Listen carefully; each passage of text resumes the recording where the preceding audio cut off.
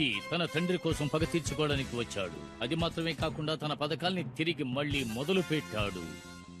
ఇంకో పెద్ద పోరు మొదలయ్యింది. ఇద్దరూ సమంగా ఉన్న కొత్త పిక్కలో గోకుని గెలవలేకపోయాడు.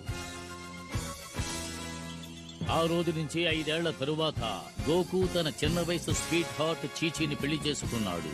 ఇద్దరూ సంతోషంగా గడిపారు. ప్రపంచం ప్రశాంతంగా ఉంది. కానీ ఇప్పుడు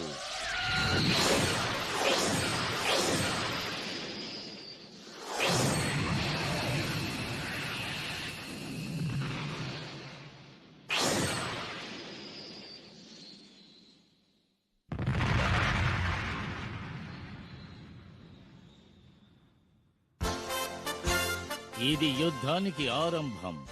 ద రిటర్న్ ఆఫ్ గోకు.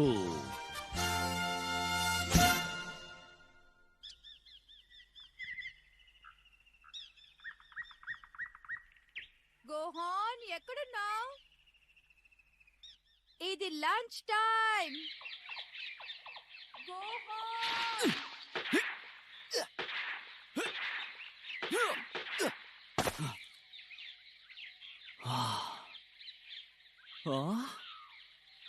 ఇప్పుడేం చేస్తానో చూడు. ఓయ్!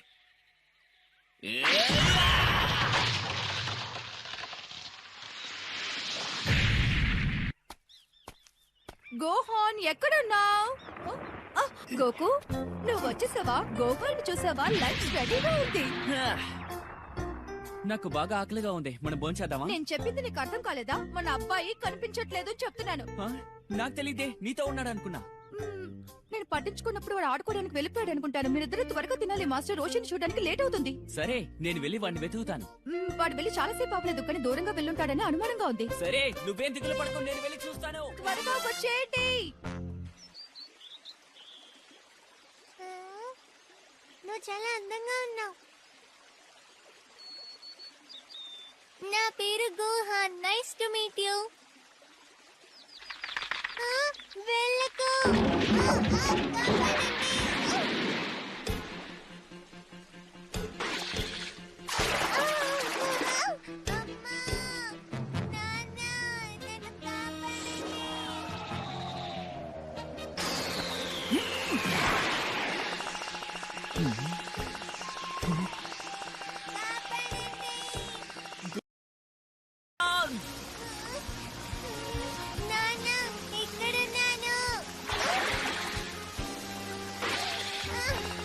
దాన్ని గట్టిగా పట్టుకో. నువ్వే దిగులు పడుతూ నేను వస్తున్నా. అలాగే ఉండు. దగ్గరికి వచ్చేస్తాను.